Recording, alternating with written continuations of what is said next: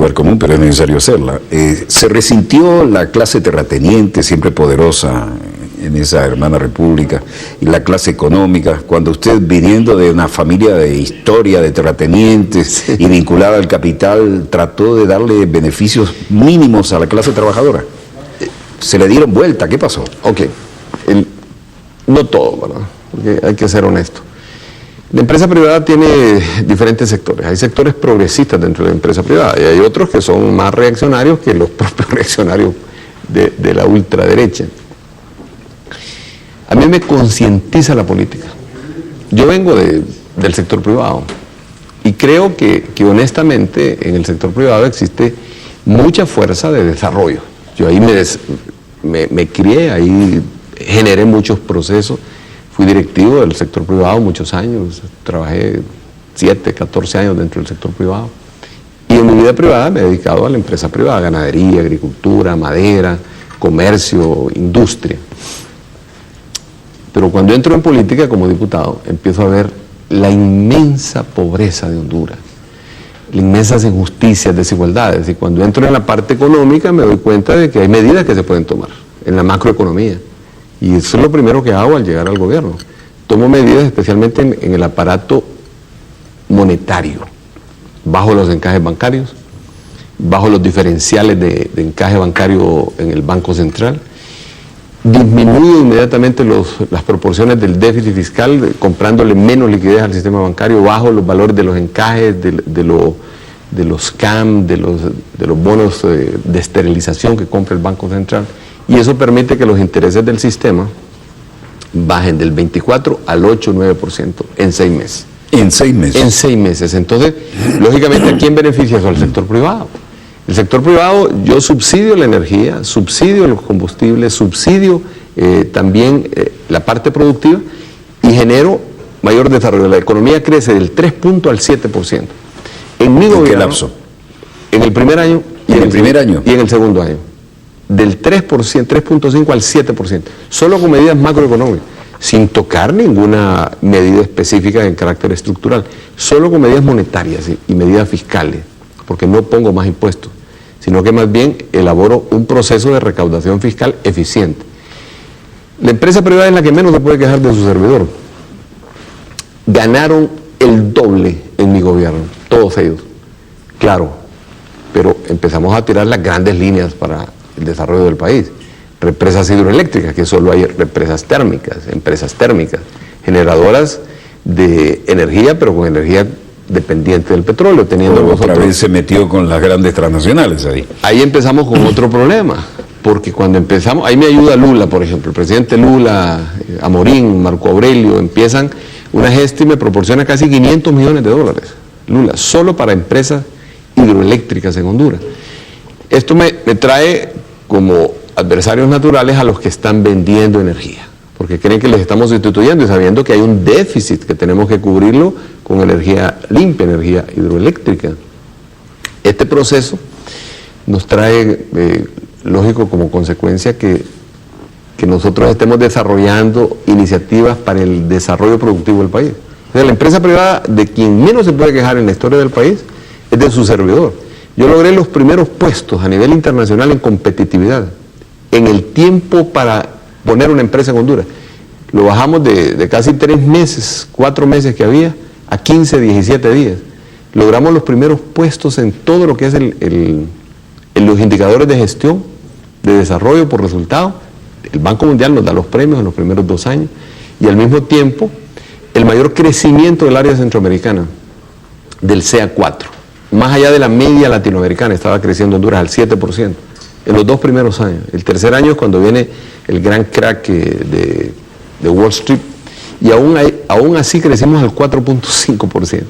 Aún en el año del crack. Aún en el año de la gran corrida. Que era el 2008, cuando Europa crecía a -2% y Estados Unidos a -1%, nosotros estábamos en el 4.5%. Entonces la empresa privada no es esa la causa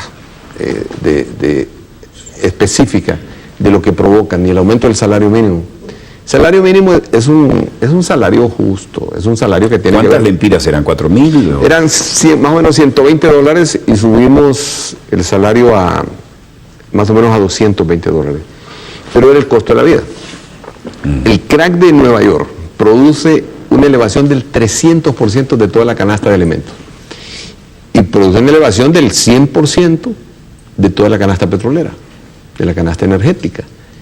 ¿Quién es el que más sufre cuando hay un deterioro de la economía? Es el pobre, es el que menos recursos tiene. Entonces, mantuvimos equidad en el proceso, o sea que realmente el sector privado no, en su gran mayoría, ahora hay otros dirigentes de la empresa privada que tienen monopolios, que tienen control de la economía, que esos no querían realmente que hubiera una encuesta de participación ciudadana, que le tienen miedo a estos procesos de participación ciudadana y las medidas en contra de la política errónea de las petroleras, las medidas para buscar energía alternativa como energía renovable, energía limpia, traía como consecuencia que tanto el sistema bancario, que son los padrinos de esta gente, como ellos tuvieran una reacción en contra del gobierno y que promovieran la rebelión de los militares. O sea que en un golpe se unen... Pero ahí había un jefe militar que tenía un historial escabroso, ¿no? ¿No había en sus antecedentes, por ejemplo, una complicidad o un protagonismo con una banda que robaba automóviles? ¿Es cierto eso que se publicó o no es cierto? Entre otras cositas, ¿no? Él era el jefe del Estado Mayor Conjunto, correcto. Teníamos amistad. Era imposible no tener diálogo con la persona que encabeza la fuerza que le dan el golpe. Yo lo nominé para un segundo periodo, simplemente porque era eficiente y era capaz y manejaba un liderazgo dentro de la institución. También hay que considerar que el problema, las Fuerzas Armadas tienen un rol en las nuevas democracias, pero hay una distorsión. Las Fuerzas Armadas empezaron a analizar, empezaron a hacer política. A deliberar. Empezaron a deliberar lo que tienen prohibido. Debe ser un organismo apolítico, no deliberativo y obediente. Y empiezan a involucrarse en el conflicto de las grandes empresas transnacionales, de los grandes bancos, en el debate que teníamos. Empiezan a oír a los lobbies de las transnacionales. Claro, empiezan a atender elementos que no deberían de ser considerados en una fuerza militar, que tiene como principal concepto la obediencia directa del jefe superior. Eso provoca un shock dentro de ellos y lógicamente ahí hubo un símbolo de desobediencia. Yo no podía permanecer de presidente si el jefe del Estado Mayor me dice yo no puedo obedecer una orden suya. Imagínese usted que el Pentágono le dijera a Barack Obama que no va a obedecer una orden de él. Pero cuando usted va a buscar las urnas en la base aérea, por ejemplo, ¿qué pasa con ese comandante de la aviación? Un día antes había llegado el Estado Mayor a decirme que no iban a obedecer la orden. Bueno, en ese momento yo solo tenía dos opciones, ¿no? Un día antes. O de irme para mi casa, si ya no me obedecen los militares, pues me voy para mi casa, les dejo el cargo a ellos, o destituir al jefe del Estado Mayor Conjunto. Me pareció que fue un punto de quiebre, lo veníamos siguiendo al milímetro, todas sus jugadas políticas que nos parecían proclive a una ampliación del marco constitucional y de repente lo vemos arrancar con un pueblo detrás a buscar las urnas en la base aérea, ¿no? Sí, pero ahí ya estaba... Eso tiene un contexto. Ya estaba dado todo el contexto. Ya le habían dado el ultimátum, a usted le habían dicho que no lo iban a obedecer. Una noche antes, pero eso fue público.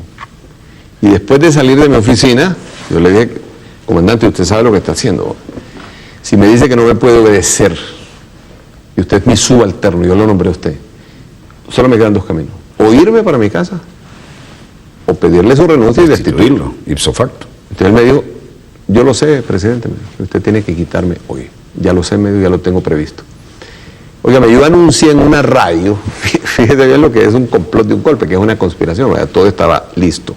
Expliquemos ahora por qué iba a buscar usted las urnas. Ok, yo anuncio en una radio esa misma noche, a las 9 de la noche, que el comandante del jefe del Estado Mayor Conjunto va a ser sustituido de su cargo. Solo anuncio en una radio. ¿Y sabe lo que hizo el fiscal del Estado, que es alguien comprometido con el golpe de Estado y que todavía está de fiscal? Lo que hizo fue presentar un requerimiento fiscal a la Corte de Justicia para que la Corte me impidiera destituir a mi subalterno.